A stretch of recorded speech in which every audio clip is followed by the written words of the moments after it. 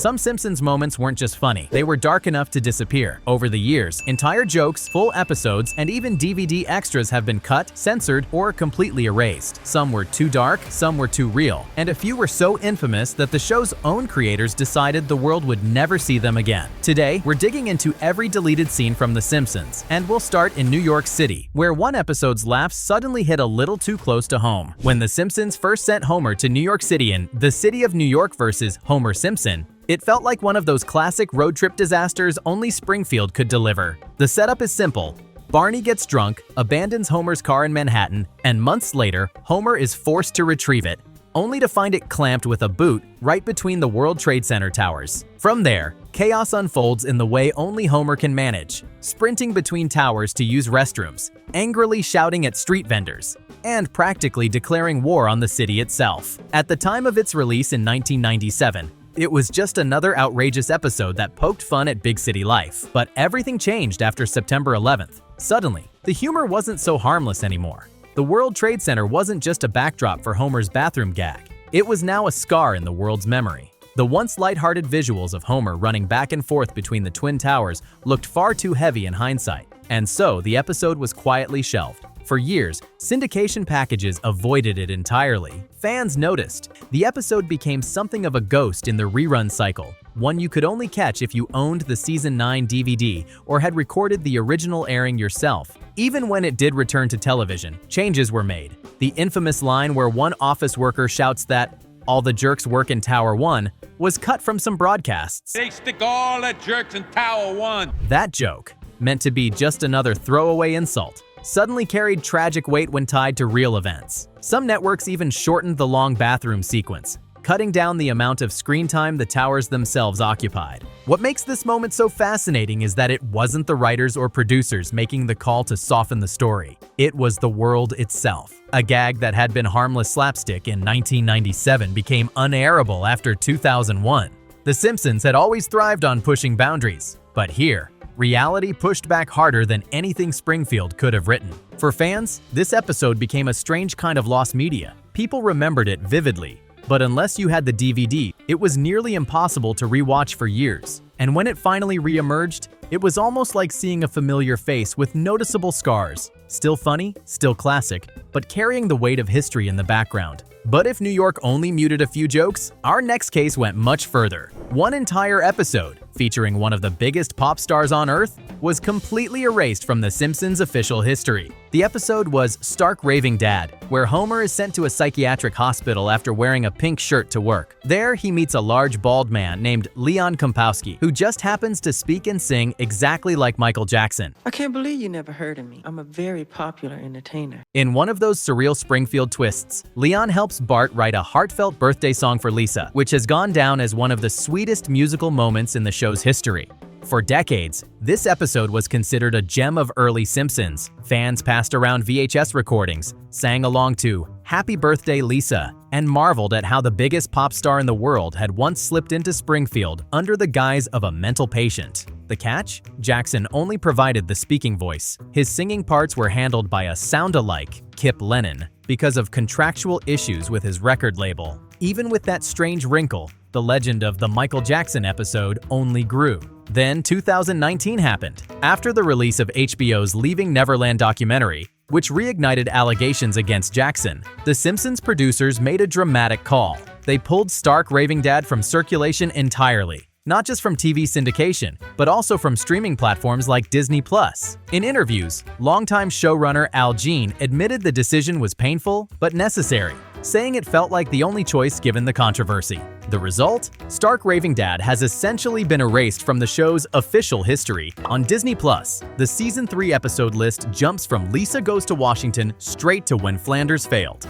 For younger fans who only watch through streaming, it's as if the episode never existed. Of course, physical media tells a different story. DVDs and older recordings preserve the episode, and longtime fans still share clips across the internet. But the deletion makes Stark Raving Dad one of the rare examples where The Simpsons disowned a classic. Not because the content itself was too extreme, but because the guest star at the center of it had become far too controversial. But while Michael Jackson's cameo was erased because of who he was, the next time the show faced scissors, it was all about what Homer was doing, and what the censors didn't want you to see. By the time season 13 aired, The Simpsons had already tackled just about every subject you could imagine. But when the writers gave Homer a storyline about experimenting with a certain green prescription, they knew they were playing with fire. The episode, Weekend at Burnsies, has Homer injured by a flock of crows, and his doctor prescribes him an unconventional treatment. Suddenly, Homer is more relaxed than ever, lounging on rooftops with music blaring, hallucinating wild parades, and giggling his way through life like he hasn't a care in the world. On screen, it played as absurdist comedy, but behind the scenes, the network's censors were sweating bullets. Fox's Standards and Practices team worried that the episode might be seen as promoting something parents didn't want their kids hearing about in prime time.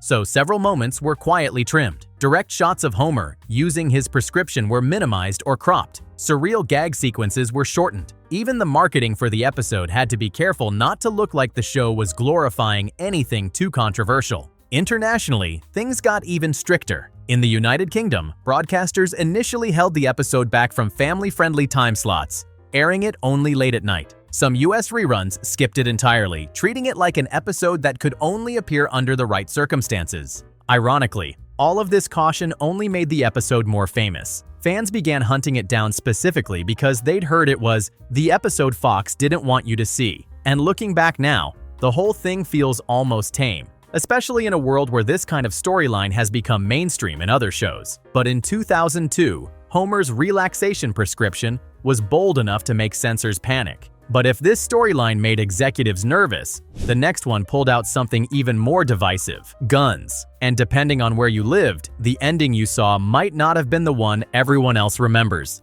The episode starts off with Springfield preparing for a soccer riot, but quickly shifts gears when Homer decides he needs a firearm for protection. Naturally, chaos follows as Homer waves it around like it's a new toy, using it to open beer cans, turn off the TV, and a lot of different things. In the US, it aired with little issue, though many critics slammed it as being reckless with such a serious subject. But across the Atlantic, things got a lot stricter. In the United Kingdom, broadcasters immediately flagged the episode as too sensitive for daytime viewing. Certain gags, like Homer casually brandishing the weapon in public or joking with it in bed, were either trimmed or softened. Some versions even changed the ending, implying Marge had permanently gotten rid of the gun rather than the original tongue-in-cheek finale. What makes this so fascinating is that the edits didn't just shorten jokes. They altered the entire tone of the story. In one country, the episode ends with Homer still essentially a reckless gun owner. In another, it becomes a cautionary tale about Marge cleaning up his mess. Same episode, same plot, but two different morals depending on where you watched. Fans in the UK often didn't realize they were seeing an alternate cut until DVD box sets arrived, revealing what had been missing. To this day, the Cartridge Family remains one of the most controversial Simpsons episodes, not because of what the writers created, but because of how differently the world decided to handle it. But while this storyline was trimmed for sensitivity, the next time Springfield got censored, it wasn't about tone. It was about politics, and it led to entire episodes being banned in certain countries. If there's one thing The Simpsons has never been afraid of, it's poking fun at powerful institutions. But in the season 16 episode Goo Goo Gai Pan, Springfield's satire went global and ran straight into one of the most heavily censored topics in the world. The story follows Selma as she travels to China to adopt a baby. On the surface, it's just another Simpsons Abroad episode, full of cultural gags and wild Springfield logic. But buried within the humor were two moments that pushed Beijing's buttons hard. The first was a plaque at Tiananmen Square that read, "On this site, in 1989, nothing happened." A razor-sharp jab at the fact that official history books in China erased the protests that happened there. The second was a blink-and-you-miss-it scene where a tank blocks the family's path, a not-so-subtle nod to the famous Tankman photograph that symbolized the protests. To Western audiences, these were bold jokes, typical of The Simpsons' satirical style. But in China, there was nothing funny about it. The episode was banned outright. And when Disney Plus launched its streaming service in Hong Kong, this episode was quietly missing from the library as well. No announcement, no explanation, just absent, like the events it was referencing. The censorship actually gave the episode a strange kind of notoriety. Fans who may have otherwise forgotten it suddenly remembered Goo Goo Gai Pan as the one they don't want you to see. And for The Simpsons, it was proof that their brand of satire could still rattle governments, even after more than a decade on the air. It's a reminder of how far-reaching Springfield's influence is. Most episodes just annoy critics or upset a few parents' groups, but this one managed to vanish from entire countries. erased for daring to laugh at the wrong piece of history. And speaking of countries that didn't laugh, our next stop is Brazil, where one colorful vacation episode almost turned into an international lawsuit. Most of the time, when Springfield visits another country, the locals just roll their eyes and move on. But when The Simpsons went to Rio de Janeiro in Season 13's Blame It on Lisa, the reaction wasn't just eye-rolling, it was outrage. The plot sounds harmless enough. The family travels to Brazil so Lisa can find an orphan she's been sponsoring. But almost every gag leaned into extreme stereotypes. Streets full of rats and monkeys, kidnappers snatching tourists, constant crime, and carnival dancers shaking through nearly every scene. To American audiences, it was just another fish-out-of-water adventure. But to Brazilians, especially officials in Rio's tourist board, it felt like a smear campaign. The backlash was immediate. Rio's tourism authority threatened to sue Fox, claiming the episode damaged the city's reputation and could hurt tourism. Imagine tuning into a beloved cartoon, only to find your hometown painted as a lawless jungle of kidnappers and chaos. It's easy to see why they weren't laughing. The controversy grew so loud that Fox executives were forced to respond. The show's producers offered a formal apology, though they pointed out that The Simpsons has always mocked every culture, including American life. Even so, the episode disappeared from Brazilian television for years, effectively banned within the country until the dust settled. Ironically, the whole scandal only made Blame It on Lisa more famous elsewhere. Fans outside Brazil suddenly wanted to rewatch it,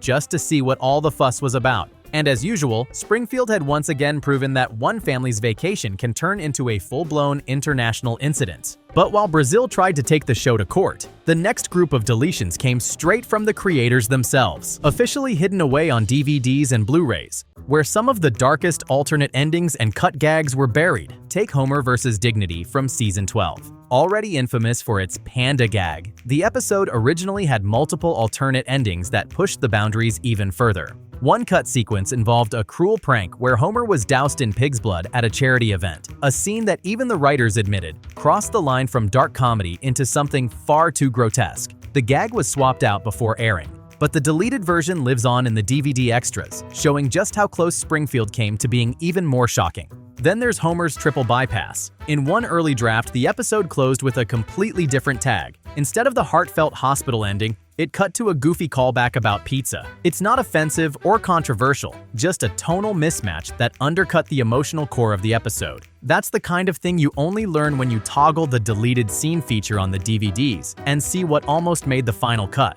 Even the way these extras are presented feels unusual. Fans notice that when you activate deleted scenes on some DVDs, the runtime doesn't actually change, because the scenes are woven directly into the episode through branching menus. One minute you're watching a classic line, the next you stumble into a gag you've never seen before. It's like an alternate timeline of Springfield, where jokes either went too far, fell flat, or just didn't fit the tone. These hidden gems remind us that for every joke we've laughed at on TV, there are dozens more that never made the cut. And in some cases, the ones we didn't see say just as much about the show as the ones that aired. But it's not just the series itself that's hiding lost material. When Springfield hit the big screen in 2007, the movie came packed with its own set of deleted scenes, and some of them would have changed the tone of the entire story. When The Simpsons movie finally hit theaters in 2007, fans knew they were getting a polished version of Springfield on the big screen. What they didn't know is how much material got chopped along the way. The film's home release included 6 deleted scenes, and several of them revealed just how different the story could have felt. For one, there was an extended sequence with the alien duo Kang and Kodos, originally planned to appear during the end credits to mock the movie itself. It was classic self-parody, but the producers decided to scrap it, worried it would undercut the emotional ending of Homer and Marge reuniting. There were also entire musical numbers written and even animated at one point, including one that leaned heavily into Springfield's destruction under the giant dome. The songs were axed late in production to keep the pacing tight and the tone focused. And if you thought Homer's behavior in the final film sometimes felt a little cruel, know this: early drafts had him acting even worse. Several jokes portraying Homer as lazy or selfish were stripped out so the audience wouldn't turn against him before his redemption arc. And then, of course, there's Spider-Pig. That gag almost never happened. It was added late in development, almost as a throwaway, but ended up becoming the single most quoted moment from the entire movie. In fact, Spider-Pig's popularity overshadowed some of the darker, more satirical humor the team had originally leaned on, proof that even Springfield can be shaped by one last-minute creative whim. The end result is a movie fans still love, But the deleted scenes show us a different version, one that was stranger, harsher, and more chaotic. In some ways, the film we got is the safe cut, while the hidden extras give a glimpse at just how far the creators were willing to go before pulling back. And that's it. If you enjoyed uncovering these lost pieces of Springfield, make sure to like the video, subscribe, and hit the bell so you don't miss the next dive into the hidden side of The Simpsons.